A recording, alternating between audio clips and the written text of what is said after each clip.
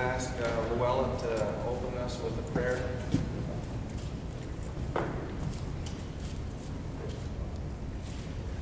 Beloved Creator, God, help us this night make decisions that need to be met and discussions between us that will help our tribal members, our reservation.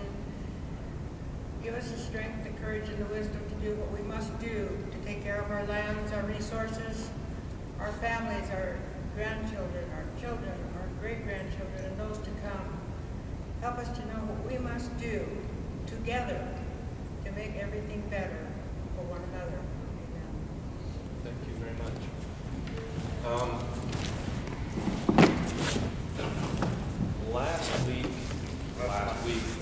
Last year, whenever we met, it was last year, wasn't it? Yeah, last year when we met, John Gore asked some questions about hydrology, and there were some questions about Geber's use and how much is being permitted and how much water they're using, and so we asked hydrology to come over and make a report.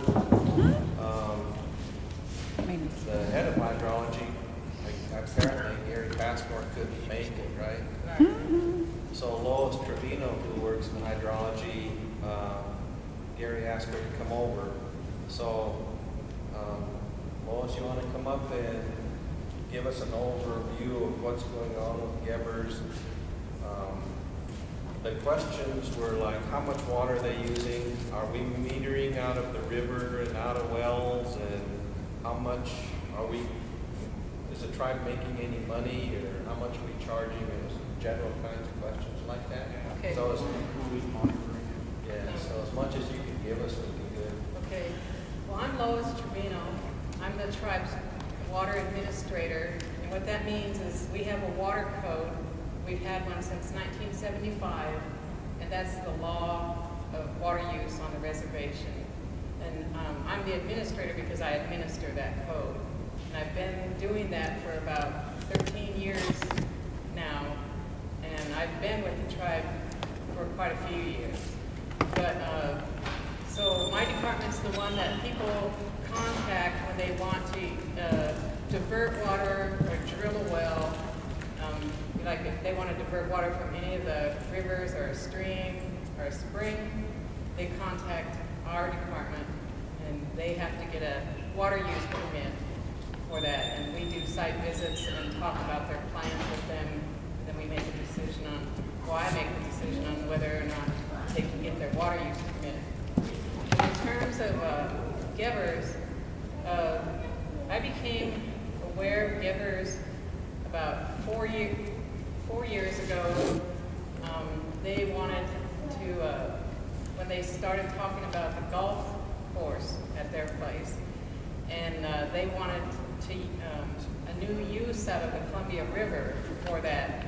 And the Colville tribe itself doesn't even have a pipe in the river for any project on the reservation.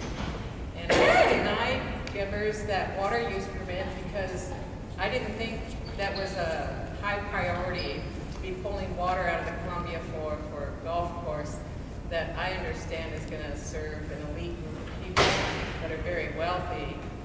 And so I just saw it in a way that doesn't really elevate the local people. It just uses them to make themselves more money.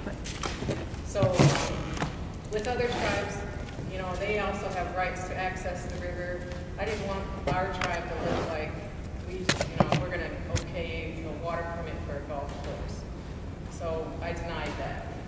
Well, since then, we have approached Geber's, the tribe has approached Geber's about working with the tribe to get people into agricultural uses, to help get tribal members to understand what it takes to do an orchard and build one up and maintain it.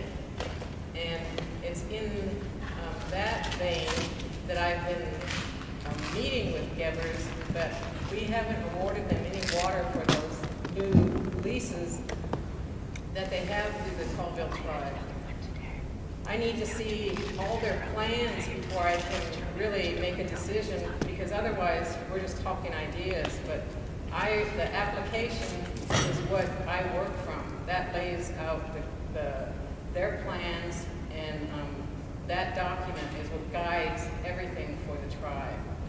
And so that document has to be completed before they can even ask for or utilize any water. So right now, with the orchard proposal, there's no water issue. But they have several state permits from the Department of Ecology, and these were issued before I came along. And there have several permits from the river and from different creeks, and it adds up to several thousand gallons of water that's being used. But the way I'm going to address that, because the state had really no authority to just issue them a permit without consulting with the tribe, because we are the primary users of our water. And the reason we're the primary users and we have the first, we are more senior than anyone else, is because in water law, the date of the first user is how it's prioritized. And with federal Indian reserves, our dates go to the creation of our reservations. And because they were meant to be a homeland for us, and so our date is the creation of our reservation, which makes us senior to everyone on the Okanagan system, the Columbia River system, the Sandpoil system, and all those water bodies enclosed in the reservation. Those state permits, though, are metered. That's a requirement. They are metered, and I haven't been to every single one of them, but in the deal on the leases for the orchards, I'm working out where they have to get, for every state permit they have to get an accompanying tribal permit, because it's also tribal water. And we haven't gone to Washington, D.C. and asked them yet to finalize our water rights. We're talking about that now. And that's going to be probably, if we're lucky, 10 years from now, that would be complete. Because it's a very detailed process. There's a lot of information we have to gather, which we have. The Caldwell Tribe has a lot of it, but we just need to know what we are supposed to supply the attorney and prioritize that information. But it's going to be a very, very long process. I was wondering, because I did it between Turner, because those two bridge report off the highway through the school map, that there's orchards in there, that have been in there, and I know that there is a big cut comes from the river, and goes to orchards up on top. So there's already water that are from there from the river. And I wondered how that got started, and why who started it, and I know that. Yeah. But we just started. Yeah. Yes. So that's,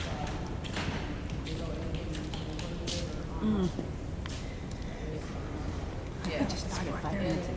And, our reservation boundary goes to the center of the We're talking river. about the water and the water rights. And we have the right to access that water, That's where we're and at. that's why I and others are encouraging agricultural use, because we have to show that we're using our water, because other people will say that we're not, and they will use that to try and defeat us. But it would be very difficult to take that away from us. And there's a lot of different laws and water rights that explain why those things take place. And the Winters Doctrine is the main thing that supports why a reservation is created. The courts have really favored the tribes in terms of the Walton case, when Boyd Walton, he argued with the tribe about utilizing No Name Creek, and the tribe was trying to reestablish a fisheries in there, and he was taking more water than fish needed. I mean, he was taking most of the water, and we needed water for our fish. But it wasn't a species that is local to us. It's Lahoughton trout, and that's the only part that weakened that case, was that it's not a native species. But really, we came out pretty good. The judge said that the state has no authority within the bounds of the reservation. And today, as water administrator, I've met with the Department of Ecology several times, and they won't come on the reservation anymore. They don't do that. In fact, the other day I was at a meeting with another large rancher off the Columbia, and I read that Army Corps and the state was coming, so I went to ask the state, what the heck they were doing here. But when they found out it was on the reservation, they backed out. So it's pretty solid that they will not come here. And that's good because they're acknowledging the tribe's authority.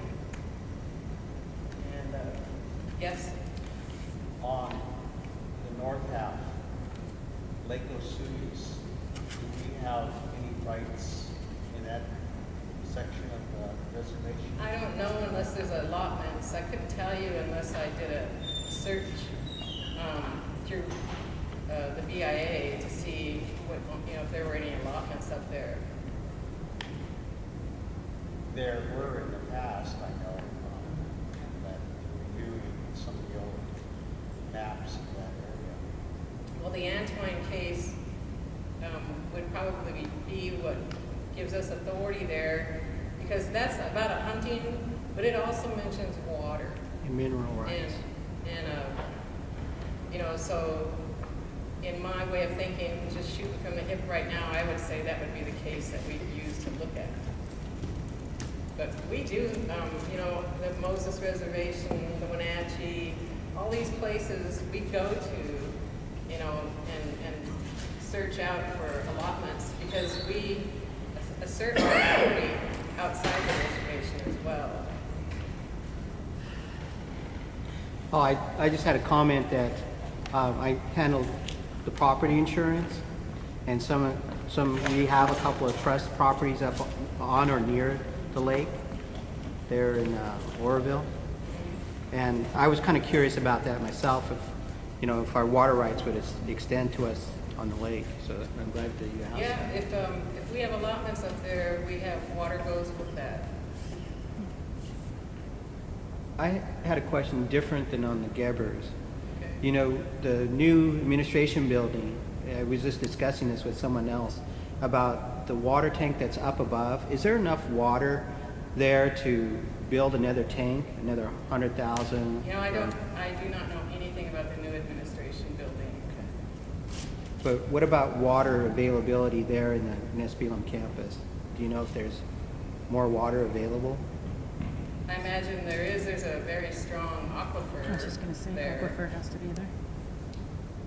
Because I was told that we, the tribe, are looking at putting up another tank up there. As you know, they're really large tanks up there, but it only about half full most of the time. And I know that with a building of a new longhouse that is closer to Nespelem, they're saying that the current well that's there isn't enough to even really sustain our old longhouse that was there. So for a new one, I'm just a little curious about the water situation, because I was told that it's very limited. They drilled a new well right behind the longhouse, kind of kitty corner behind the longhouse for the city of Nespelem, and they have sufficient water in there. I'd be shocked if they had water problems for the longhouse. The one that was along the highway just across from Yeah. Okay, I just making sure not the other one down. I could check into that, though. I'm interested in that mainly because of the infrastructure and rebuilding, and if it's a cost to put that in, that maybe we can recover some of that through the insurance and our infrastructure. Okay. And so the Gebbers, they currently are not paying the tribe for any water use. They only pay the fee for when they get a tribal application, and that's $100 fee per application. But I revised the water code, and I'm waiting for our attorney, Chetna Sinha, to get done reviewing it, so I can get the new fee schedule in place, because we do have requests coming from people that want to use water. And like I just mentioned, I was with a ranch family who want to pull water out of the Columbia. That will be the first pipe into the Columbia from the tribe. And so, this is the way I look at it. Whether it's Indian or non-Indian, it's still tribal water. The person makes little difference. It's the resource and who that belongs to. And as long as that resource is ours, it's as good as the tribe using it. And that shows that we actually need to use that water. And that's what we have to show, is our need to use water. So I'm wanting to get people involved in food projects, or irrigation projects, orchard, just to get people to support themselves through ag, because it's a good way to make a living. It's hard work, but you can make a decent living that way. And there doesn't, people can do that. And there's a lot of support coming from programs within the tribe. We've been talking about this for about 3 years. And we're trying to find equipment for people to utilize. And we're trying to make pipes and stuff available for water use. We're trying to do everything we can to come up with what people need, so that people can be successful and not be frustrated and quit. I'm going to move ahead and do reservoirs along the river. We were, right, and, And there was some time, a long time ago, right, about this yeah. Well, they abandoned that because of cost. The state said it's just too much of a cost. The state, because that's who we were gonna get our funding through for the pipeline going to Odessa. Because I spoke to the Bureau of Land Management, Grant Cooley, and I need to speak with the Army Corps, because what we need to do is, we have Grant Cooley Dam, we have no projects coming from that dam to us. They all go away from the reservation. And I want to correct that. They have, because they're a federal agency, they have a tiny bit of trust responsibility to us, and that's what I'm trying to tap into, but I haven't been successful. I talk to people, but they don't get back. So I have to find the right person, and I'm doing that. I'm searching for that person now. But that's what I want to do. I want to get the Army Corps and the Bureau of Reclamation to see that the tribe really does have the authority to access that water, and we don't need their processes tying us up. We need them to open the passageway and let us through to get our water to our reservation. That's our right. So that's where I'm at currently with those agencies. And with givers, when we get them permitted for their leases, my intent is for them to pay a fair market value on the water. And currently, the fair market value for 1 acre foot, that means like an acre of land with water 1 foot deep on it, that would be $1,500 per acre for the water. Yes. With Dan Gevers passing away, you must have been negotiating with either a board or maybe your legal attorneys. Who do you work with on this Gevers? It's Tory Wolf, and I can't think of the other guy's name. Are they legal attorneys? Representatives? They're representatives. They're the ones who came to us talking about what they wanted to do. And they didn't believe me when I first told them that it's actually our water that they're using, even through these state permits. they It's start hard for people digging to before- understand, Oh, you know. did they start digging and putting in the pipeline before they even did Yeah, that? they did, Okay. before anything was permitted. They didn't have any permission to do that. So they were really surprised when the tribe stepped in. Yeah, Connie Davison caught that and stopped it. Okay. So now they're working with us a lot closer. If you Yeah. have meetings, could they come here? Or would they want to come here and share anything? I don't know, I imagine they would. They don't seem to be bashful. Yeah, good. I'm sorry, you said something? So for the golf course, now that's no longer right for the 89. Yeah, I wouldn't give them a new one. They had to use an existing right that they had. Is that taken off from the price of the city ordinance? Yeah, but I made them right for a tribal permit. But everything that we do, everything will be metered. And they will take me by the hand and walk me to each meter and show me, you know, yep. That's what last time I spoke to Tori, which was a week ago, that's what I said would be one of my conditions. They decided to set pipe up from the river to try to drill wells, putting storage in the still. Yep. It doesn't matter what they do, they have to come to the tribe. Along with this water and givers, the water legal issue that's been going on for years, we've discussed and asked quite a few times about the old city of Omak and the water usage that the Colville people use.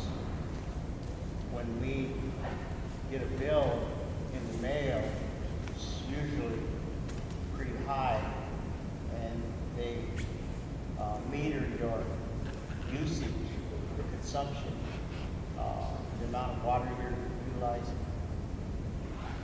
Where there do we as Colvilles have to pay for that water? And what's the, I'm kind of. Well, you know, that's confusing because when I first was looking at that, they have 2 wells on the reservation that they use for the city. Which is right there on our And second. that they say that those are their wells. And the well, right there by the mill, the only water use that comes out of that well is right there for east side and the mill. In case it has a fire or something, they can just turn a switch and they get all this water from this well. And then there's the sport complex. They have a well there, and that was an allotment. And I permitted them for that, but never to mingle that water with the city system because it's former allotment and it's trust water, it belongs to the tribe. And so they can use the water to irrigate the sport complex and stuff, but they can't ever take it and mingle it into the city system. And they agreed to that. But, Let me jump in here. okay. I would agree that it's their well, the hardware well, but not the water. But I think we still have private Fairmont rights to use that water through the winter stock. So I think there's some room to maneuver over the water. You know, if their argument probably is, well, we got to pay the upkeep of the well and the lines and stuff, and that's what that money's for. But the actual water itself, I think we still have an argument. And I won't say one way or the other until I really understand what's going on there. But that issue has been brought up a lot that I think that, you know, they'll task me with that. Yes? Unmentionable water that's coming to East Omak that you're talking about. Yeah. I have my mom's place right on Columbia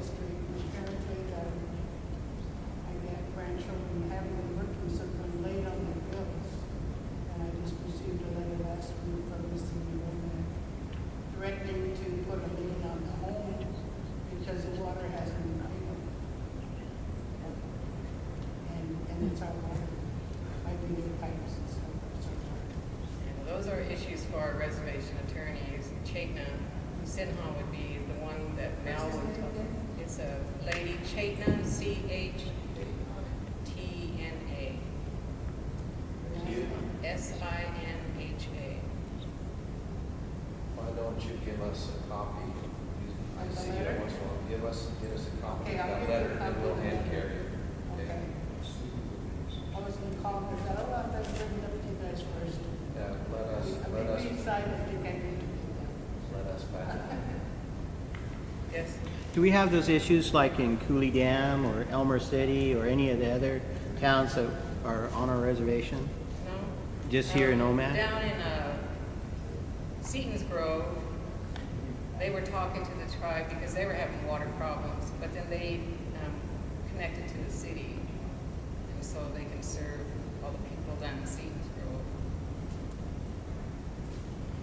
But the issue is still a possible issue because the residents of Stevens Grove and Elmer City are paying a water use bill or something, right? Even though the water's from the reservation. So no, I think the potential is there. It just hasn't been raised. Yeah, that was the question. Do we have the same situation somewhere else? Yeah, I think And you're saying yes in I Seton think we Grove. do. And I sent one about Cooley Dam because we have several homes in Cooley Dam, probably about a dozen actually, and just was wondering about that kind of an issue. And of course, there are a lot of tribal members, more than a dozen, that owns homes there that they have to pay.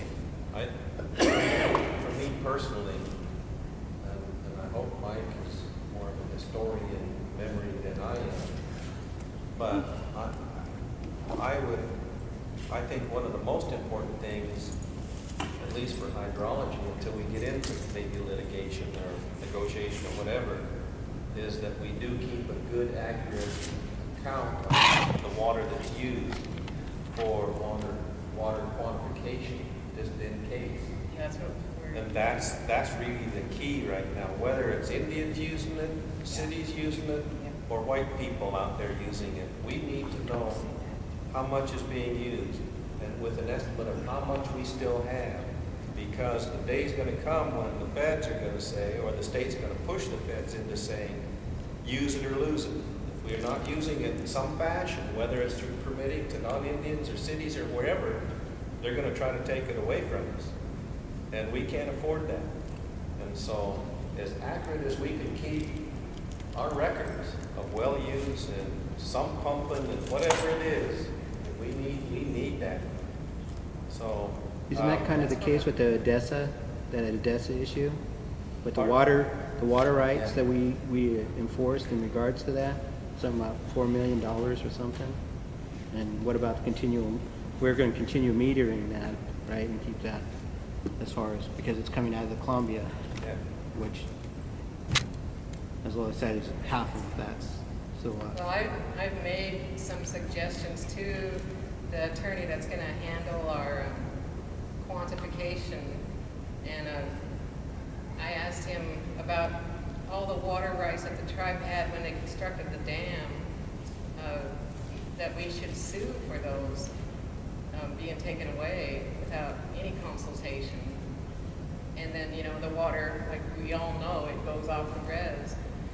But I thought that we could sue for that, and we'd win, I'm sure. But knock on wood, and we can handle that like a co-belt litigation.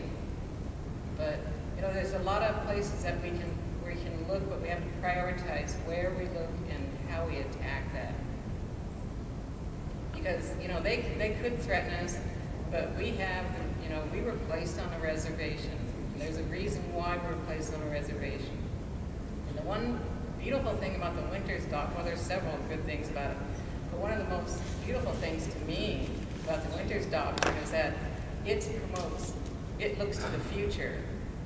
It's looking at in the direction that we feel is very important. And it's looking for life, it's looking for people to make a life and live. And I think that's important and beautiful because we do have a high suicide rate and people feel hopeless. You can just look at the tribal webpage and see how angry people are.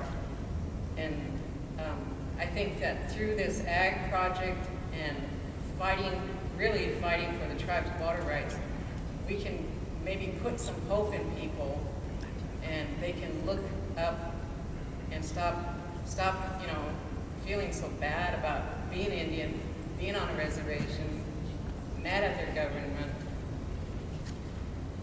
because we're all pretty much in the same boat. And, I'm doing everything that I can to protect our water use. And I don't let people slide on things. And if I don't know, I have attorneys that I can talk to that can tell me.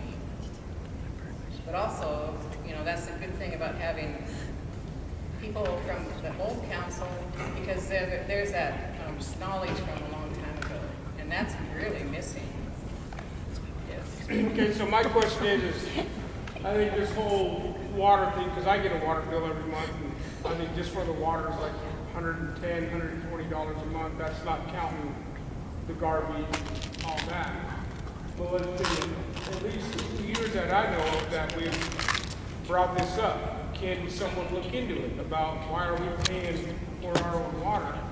Are we going to come back another 2 years from today and still be where we're at? No answers, no nothing? Because, from 2 years ago, we're still in the same spot as we was 2 years ago. Not one question has been answered. I don't think anyone's even looked into it.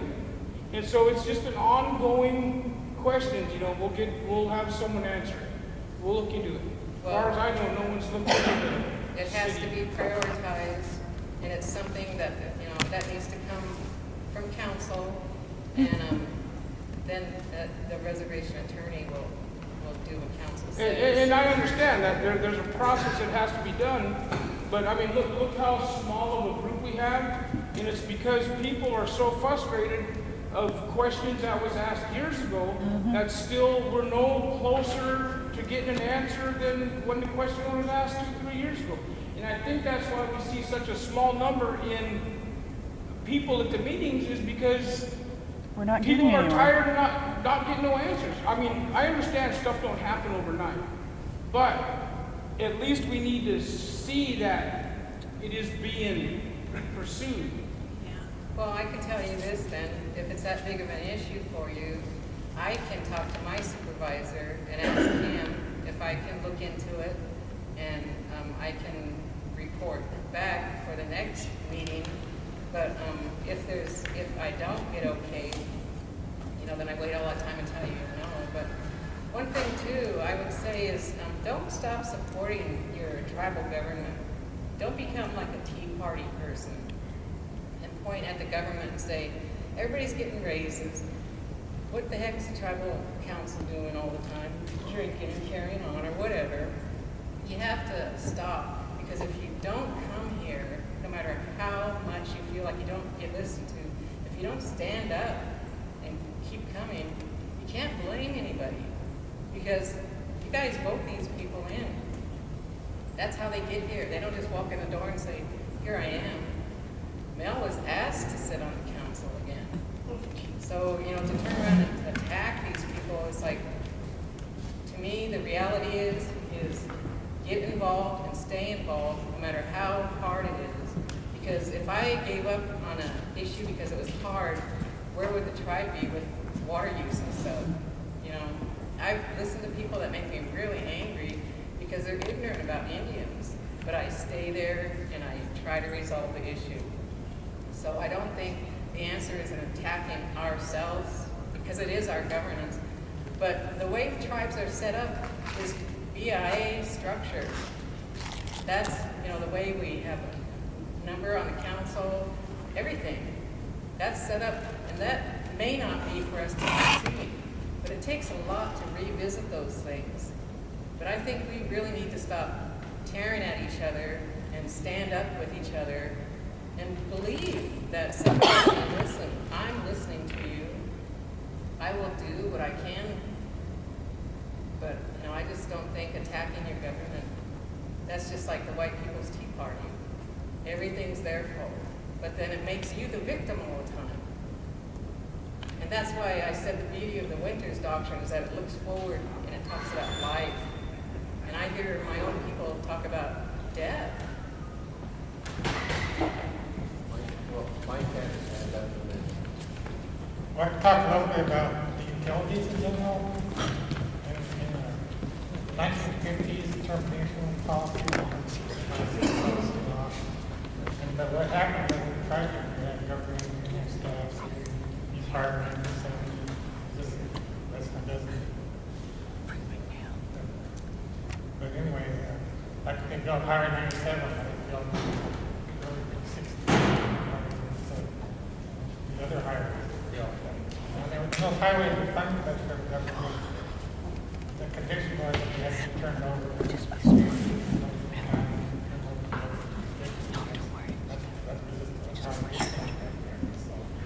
So roughly we lost half our roads back then. And a lot of these roads, like you go over to Inchland, everyone thinks those are private roads, they're not. County roads, some are tribal, some are state. And what happened was the tribes didn't have money and they felt we needed roads. At that time I was alive.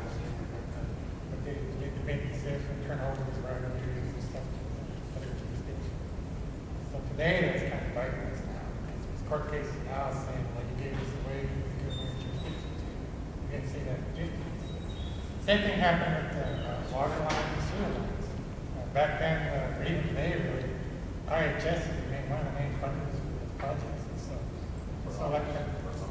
Yeah, so for new neighborhood builds in the reservation, usually there'll be a cost share agreement, IHS, could be different agencies, and usually within part of the deal, it's who's going to maintain this after. Typically, it would go to the city, office the city, and over time, we can make a lot of these right of ways, a lot of these utility systems. And so we have looked into this question before several times, actually. I think probably 5 to 10 years ago, it was a big issue in Omak, and lawyers at that time, they determined that government of the city, that what we were being charged for was not law. It was for wear and tear on the utility system. And you could argue that yes or not, but that's kind of what it fell down to. And so technically, you're not being charged for drawing water, you're being charged for the cost of replacing the utility system. And it's kind of, when you're getting a bill, it's kind of the same thing here. So how do you get around that? And I think what's going on right now is we're watching some other tribes get down. And other tribes are taking on the utility system. Just for example, Yakima Power, they started out, I'm not sure what year they started, say 10 years ago. But they're slowly building the utility system, and slowly building their own power wires, and gradually they're serving their tribe. And so they, for a lot, from parts of Papanesh, when they started, it's run by the tribe. You pay your electric bill, go to the tribal office, the tribal worker, you're collecting the bill, you pay the tribal lineman, and that's what's gradually converting over, and they're growing more each year. So we've asked our attorneys to start drafting the same types of code. We want utility codes here, and gradually doing the same thing, take over the system. Like in the future, when we do construction, there should be tribal, it shouldn't be the county specific, it should be ours. We should be paying ourselves. Instead of all those jobs going non-unions and go to REA, or linemen, we can pay pretty good pay. For hard work. Most part non-union, Yakima Power, and gate linemen, and training more. Look at how you do that. I think that's the future of the way. It's not going to happen overnight. I think we're moving that way. So there's opportunities like up there at the new casino, we got that land, and we have a investment apartment plan, kind of on the plans down here by the mill property. And we're discussing about what can we do with that land in the future. And a lot of us talk about so what Chileta did for the casino, we got also like shopping centers, we got restaurants, like the Home Depot, Cabela's, Walmart, and all that stuff there.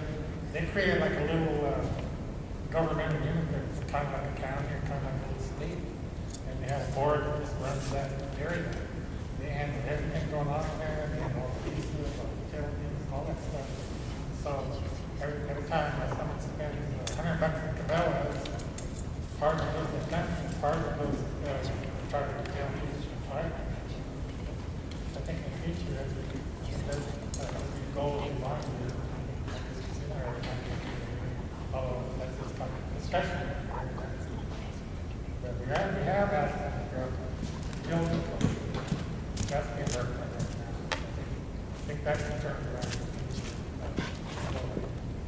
So, one of the things that did come out of the things that we investigated before was we found out they were taxing on a lot of taxes. So you get a bill, but they tack in all these taxes, and we get those bills too, and I don't know, they might still be doing that, but legally, they're not supposed to do it. So I know Smoker was one of the main ones pushing that. This is that one that just happened in But back we into that found apartment that building.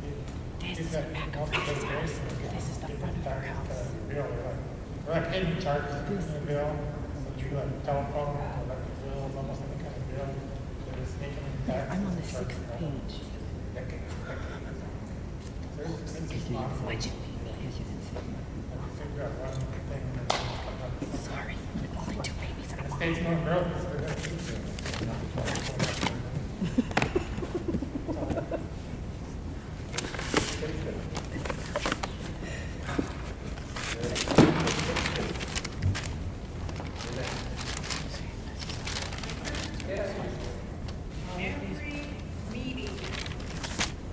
Every meeting comes at these district meetings.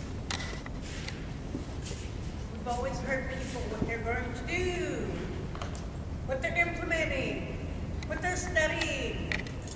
Every meeting. We talk about people that we want people to come here for more district meetings. I was over at my cousin's getting something from her house.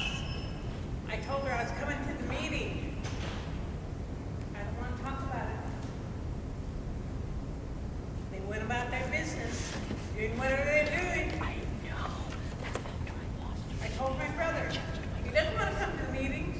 That's so funny. I tell people, they don't want to come to the meetings because they're tired of hearing BS.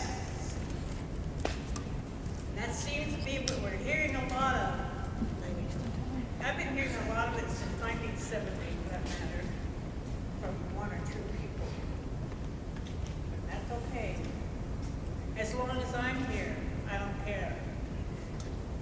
I can put up with it. But I would like to apologize to Mike, and I think we better get a handle on getting more people here, if we can. As much as they don't like it, we have to.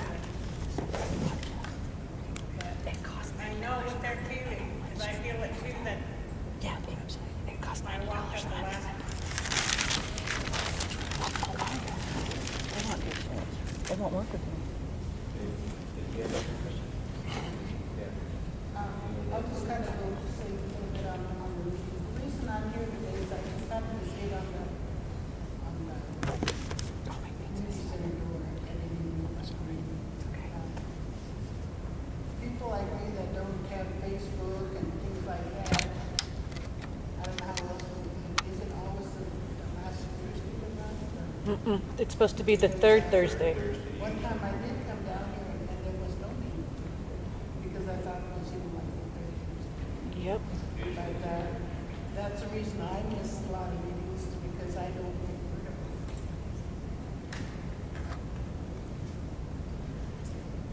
Oh, the other thing I just wanted to mention a little bit more on the water part I forgot to mention is one of the things that they do with, a lot of the ones that are on Hannah, a lot of ones that are out there, they can't afford it.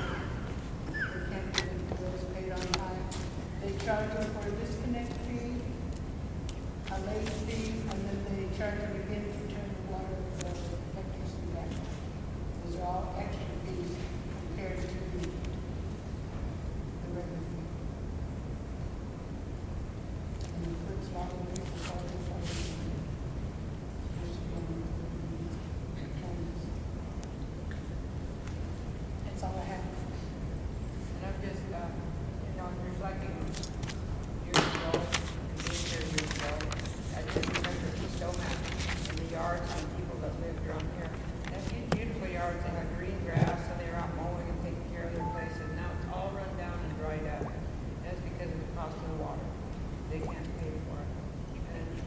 that around the city park and all those park areas they have are nice and green, and the sprinklers are going, even if it's raining, they're going, but people can't water their yards or anything. Use the water for your cooking, and your bathtub, or your, or your laundry, and that's what they have to use the water for. Yet the water bills are very high. So, just knowing that, and seeing the people, tribal members, and non-Indians alike, some of them are working, they pay their water bill, they're not trying to do it or whatever. But otherwise, it's just dried up, and we have the wells. And that's a shame. Such a shame to see that, because it used to be really pretty. Okay, so with trying to get people here, since we don't actually do it consistently on the third Thursday of every month, because this isn't even the third Thursday of this month, I had actually brought it up to the previous council. Havala Printing does the 10 by 3 foot signs, the big ones that you see down at the Walmart on their gates out there. It's $50, 2-day shipping. That's it. If you got 2 of those every time that you had a meeting, it didn't have to be consistent with the third Thursday. You don't have to put, you just put the meeting is tonight or this week on this day. Put one up here and put one up at the Walmart, and more people would see it. If you really wanted to go farther, you'd invest a few $100s in those banners and make sure they get put up. Yeah, it's going to be work to have someone put them up, but it's only a couple banners to the point of how many people will see it and remember that and be like, okay, now I'll show up. As far back as I can remember, there's never been any signs showing us except for these little, flyers that go out. Other than that, no. A couple years ago, I actually used to do my own signs. I don't know if anybody remembers that. And I used to set them out here in front of the community center at the end of the east side, so people would know that that's the day that meeting is happening, because people always forget. You get off of work at the end of the night. You have to go home. You have to have dinner. You have to do all these other things. Nobody's thinking about this, and especially if there's no consistency in the third Thursday of every month. We went 4 months last year without one, so please invest in something of that sort and make sure that these members do get here and know about it, and make sure that we feel welcome, because there's never any drinks, there's never any food unless I'm providing it. I already spoke to you guys about it and asked, if you just give me a few dollars, I can bring the water, I can bring the food. But I did it for the last couple of years, and I just got a few chip-ins here and there, so I think I'm done until we further go and talk about it. Well, just talking to the other 2 councilmen that are here, we can do that banner kind of thing. Tell the truth, I never thought about that. One of the difficulties, particularly now, this time of year, when you have both the state legislature in session, federal legislature in session, and a number of the Indian organizations that are prepping bills and policies to take to interior housing, whatever they might be in D.C. or in Olympia. It's really hard to be able to fit that, yeah, I will be here every third Thursday. We could go ahead and say there's going to be a meeting every third Thursday, but you might only get one person of the council, because we're out there lobbying. I mean, just today, one of the reasons I got here late, I got you. One of the reasons I got here late is our lobbyist in Olympia sent us a list of bills that are coming up that we gotta figure out where we're gonna take positions on if we're gonna get involved in those bills. And that's just this week. That ain't counting Washington, D.C. So this is a particularly hard time of the year through the sessions to say, yeah, I'm gonna be here, or I'm gonna be at the tribal office. We're having the same problems at the tribal office, because if we're not at the table, if we're not getting our words into those policies and bills, we're going to get bit in the butt. I guarantee it. So we're going to get bit worse. We've got to be at those tables. When there's a bill that comes up that says taxes, that is authorizing cities to tax certain things, and if we don't have language in that bill that says except for tribes, the courts are gonna interpret that we're included. That's happened in the past. When there's water bills coming up, same thing happens. If there's not specific language that excludes the tribes from being involved in that, the courts interpret that we are. Tribes have been beat up nationally, and we're not even included in the language of whether it be litigation or legislation. So,